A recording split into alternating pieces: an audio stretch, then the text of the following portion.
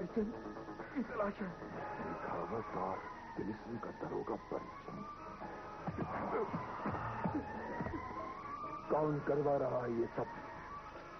किसका हाथ है इसके पीछे? कौन है वो तीसरी ताकत? बताओ बताओ। बताता हूं।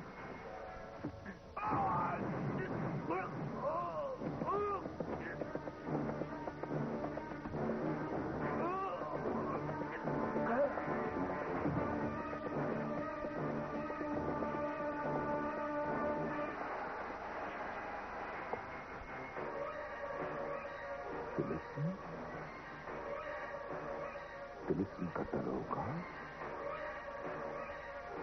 ये दरोगा परिचंद कौन है? हमारा आज यहां इकट्ठा होने का एक ही मकसद है, दारोगा परिचंद। कौन है ये परिचंद? किस तिलिस्म का दारोगा है ये परिचंद,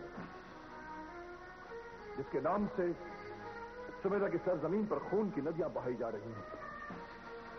कौन जानता है इस परिचंद को, जिसका वजूद सुमेधा की जमीन को शमशान घाट कहती है? सुमेधा के वासियों, मेरी एक बात ध्यान से सुनो और समझो। अगर हमारे दरमियान कोई परिचंद है, किसी तिलिस्म का दारोगा है, तो हमें उसे ढूंढ निकालना होगा, क्योंकि हर सवाल का जवाब हमें उसी परिचंद के पास मिलेगा। ये परिचंद हमारे पैर का कांटा नहीं, हमारे सीने में धसा खंजर है। परिचंद हमारी जनता का हथियारा है। उसे तलाश करेंगे और उसे दुश्मनों के हवाले करेंगे। बली होनी हो तो परिचंद की हो, हमारी क्यों? परिचंद कातिल है, खूनी है। कातिल है, खूनी है। परिचंद शायर है, परिचंद बुजदिल है। मारो मारो मारो मारो। ठहरो, रुक जाओ, रुक जाओ। ये क्या करने जा रहे हो तुम लोग?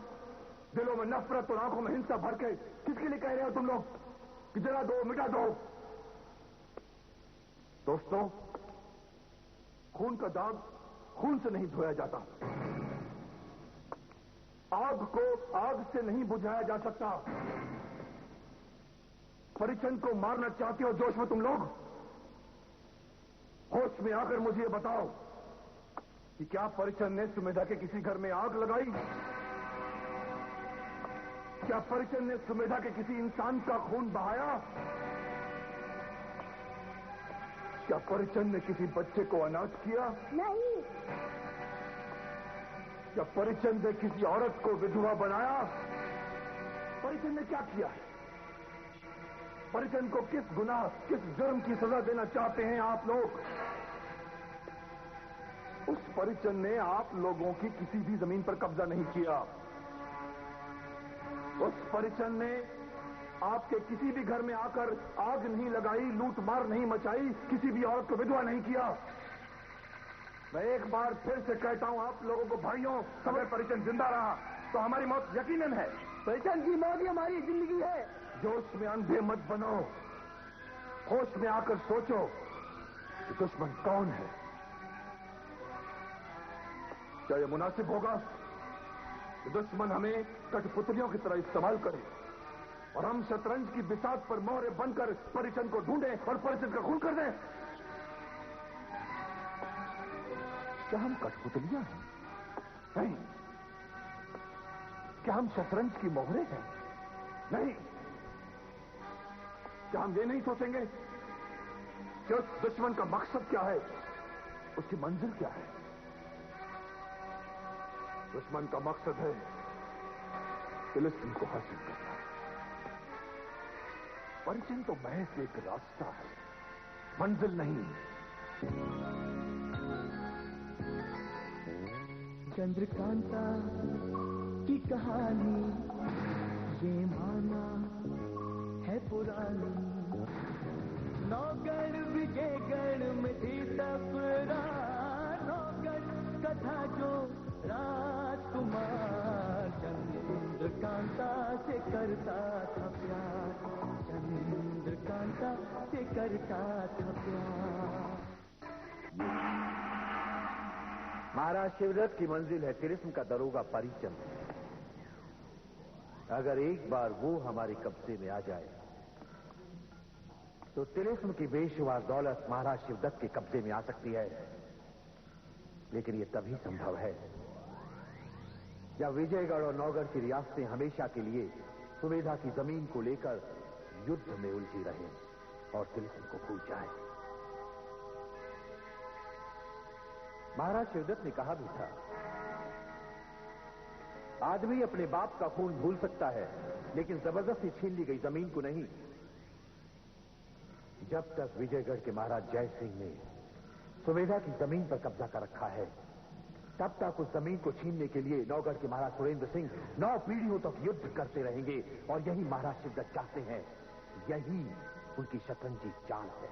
पंडित जी, शतरंजी चाल से याद आया कि हमारे सरकार भी ऐसी चाल चलते हैं, ऐसी चाल चलते हैं कि प्यादा एक घर चले तो सामने वाले राजा की शय और माफ की। बस आमिर, मुझे अपनी तारीफ सुनने की आदत नहीं। मेरी और तारीफ मत करो। क्रूर सिंह, तारीफ उनकी की जाती है जो तारीफ के काबिल हो। पंडित जी, अभी तक आपने इस नाचीज क्रूर सिंह का असली रूप नहीं देखा। हमने सिर्फ एक चाल चली थी जिससे कि आज तक विजयगढ़ और नौगढ़ में दुश्मनी की आग के शोले भड़क रहे हैं। लेकिन समस्या ये नहीं है, समस्या ये है कि तिलिस्म का दारोगा कौन है, कहां है, हम उसे कैसे हासिल कर सकते हैं। पंडित जी, अगर आप चाहें तो उसे हासिल करने में इस नाचीज क्रूर सिंह की अकल और इसकी समझ की मदद ले सकते हैं। क्रूर, ज्यादा बोलना तुम्हारी आदत है लेकिन सुनना हमारी फितरत नहीं। चुनारगढ़ में खतरनाक बिच्छू की टेढ़ी पूंछ भी पत्थर मारकर सीधी कर दी जाती है। तुम हमारी मदद करोगे? तुम जो खुद भीख मांगते अपनी मदद के लिए हमारे पास आए थे। पंडित जगन्नाथ की मदद के लिए उसका रमल काफी है। क्रूर, ठीक है, फिर पूछिए अपने रमल से कि तिलिस्म का दारोगा परिचंद कहां है। प्रणाम पंडित जी महाराज, गजब हो गया। सुमेधा की जनता को सच्चाई का पता चल गया है। कैसी सच्चाई? उनको ये मालूम हो गया है कि उनको कोई तीसरी ताकत बर्बाद कर रही है और उन्हें यह भी मालूम चल चुका है कि ये तीसरी ताकत के शाही निशान 2 मुंह वाले सांप हैं, क्योंकि मेघावत विजयगढ़ और नौगढ़ के सिपाहियों से ये शाही निशान हासिल करके ये साबित कर दिया है और ये भी कहा है कि तुम जाओ। जो हुक्म। ये नहीं होना चाहिए। अगर सुमेधा की जनता एक हो गई तो, अगर ये दोनों एक हो गए तो महाराज शिवदत्त से परामर्श करना बहुत जरूरी है। ये नहीं होना चाहिए, ये किसी कीमत पर नहीं होना चाहिए।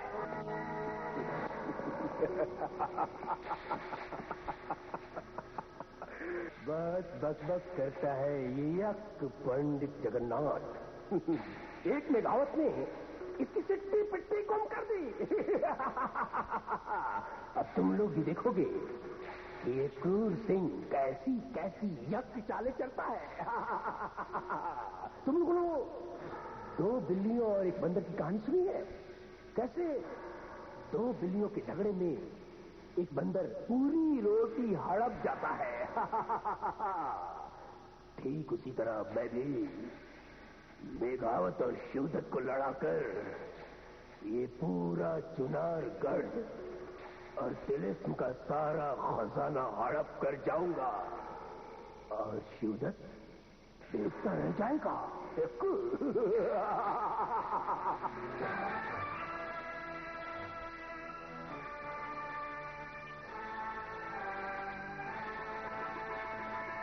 शिवदत्त को शक नहीं,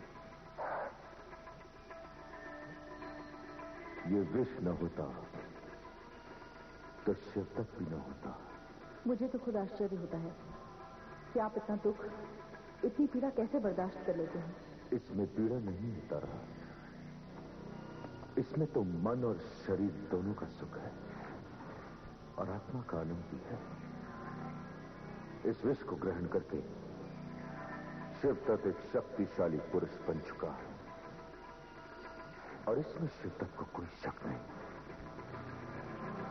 महाराज, क्षमा चाहती हूँ। नहीं तारा, तुम कह भी सकती हो और पूछ भी सकती हो। शिवदत्त तुम्हारी आंखों में लहराता हुआ प्रश्न देख रहा है, और यह मत भूले तारा कि शिवदत्त किसी की भी आंखों में झांक कर मन का हाल जान लेता है। शिवदत्त विश्व पुरुष क्यों बना, यही जानना चाहती हो? तो सुनो तारा, विश्व पुरुष है शिवदत्त। शिवदत्त की रगों में जितना खून है उससे कहीं अधिक विष है। अगर भूल से भी शिवदत्त किसी दुश्मन के हाथ आ गया तो शिवदत्त अपनी रक्षा करना जानता है। शिवदत्त के बदन में इतना विष है कि वह एक पूरी सेना के लिए काफी है। ये विष शिवदत्त का कवच है और इसमें शिवदत्त को कोई शक नहीं। लेकिन महाराज, महारानी कलावती? तारा, शिवदत्त बहुत भाग्यशाली है जिसे महारानी कलावती जैसी पत्नी मिली।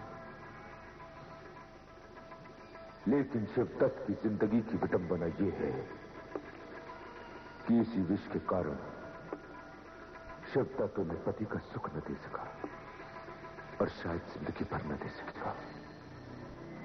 शिवदत्त ये भी बात जानता है कि महारानी कलावती जैसी आदर्श और अच्छी पत्नी उसे जिंदगी भर नहीं मिल सकती। इतने दुखों को झेलने के बावजूद शिवदत्त ने उन्हें हमेशा हंसता हुआ पाया है। एक तुम ही तो हो सबिया, जो हर वक्त हरदम हमें हंसाती रहती हो। इसीलिए तो तुम हमारे सबसे अधिक निकट और सबसे ज्यादा प्रिय हो। जब तुम हमारी आंखों से ओझल हो जाती हो तो हम बड़े बेचैन हो जाते हैं और ये राजमहल भी सूना पड़ जाता है। ये तो मेरा सौभाग्य है कि आपने मुझे इस लायक समझा। आपकी खुशी नहीं, सबिया की खुशी है। खुशी तो चंद घड़ी की होती है, हवा के झोंके के साथ बादलों की तरह गायब हो जाती है। खैर, तुम अपनी सुनाओ, तुम रहने के कहां गायब हो जाती हो? कभी अपने परिवार, माँ बाप के बारे में बताओ। कहां है वो सब? वो जहां भी है वहां से उन्हें बुलाया नहीं जा सकता। क्या मतलब? महारानी, जब मैं बहुत छोटी सी थी तब मेरे बाबा युद्ध में मारे गए थे। बल्कि ये कहना चाहिए कि दुश्मनों ने उन्हें धोखे से मार दिया था। जब मेरी मां को इस बात का पता चला तो ये सदमा बर्दाश्त नहीं कर और उन्होंने आत्महत्या कर। बहुत दुख हुआ सुन के। आज तक तुमने हमसे ये राज छुपाए क्यों रखा? तुम अपने आप को कभी अकेला मत समझना। आज से तुम हमें महारानी नहीं, अपनी बहन समझना, समझी? आपकी कृपा दृष्टि तो है, किंतु मैं अकेली नहीं हूं। मेरी हमशक्ल जुड़वा बहन है, रामिया। रम्या? हाँ। कहाँ है वो? हमें भी तो मिलाओ ना। सुनो, सबिया कहाँ है? सबिया, तुम? मैं सबिया नहीं, उसकी बहन रामिया हूँ। कितनी भोली, कितनी सुंदर है। महाराज को पेश करूंगी, खुश हो जाएंगे।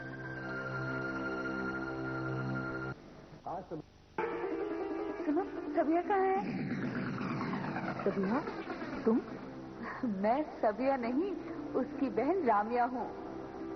कितनी भोली, कितनी सुंदर है। महाराज को पेश करूंगी, खुश हो जाएंगे। ऐसे क्या देख रही हैं? याद आया, रामिया, तुमने तो वसंत उत्सव पर नृत्य किया था ना? लेकिन उसके बाद कहां गुम हो गई थी? महाराज बहुत खुश हुए, पुरस्कार देना चाहते थे। पुरस्कार? आज का दिन कितना अच्छा है। मैं तो यहाँ अपनी बहन सबिया से मिलने आई थी। जब वो मुझे पुरस्कार से सम्मानित देखेगी तो कितनी चकित रह जाएगी। उसकी आंखों की चमक देखकर मैं तो फूली नहीं समाऊंगी। और महाराज भी तुम्हें देखकर बहुत खुश होंगे। तुम्हें एक बार फिर उनके सामने नृत्य पेश करना पड़ेगा। लेकिन कुछ नहीं। चलो मेरे साथ।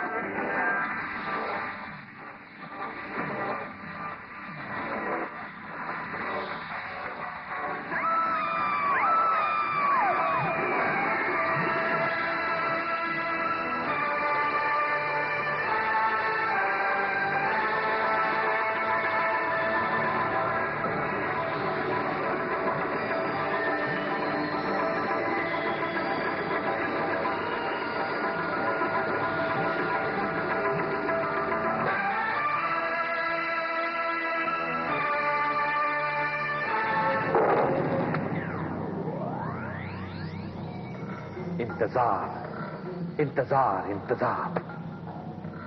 अगर हम महाराज शिवदत्त का यूं ही इंतजार करते रहे तो सुमेधा की बाजी हार जाएगी महाराज। और अगर वो दरोगा परिचंद तेज में वापस चला गया तो मेरा ये रमल भी कुछ नहीं कर पाएगा। क्या तुम्हारा रमल ये बता सकता है कि उसका हुलिया कैसा है? उसकी पहचान क्या है? कोशिश करते हैं।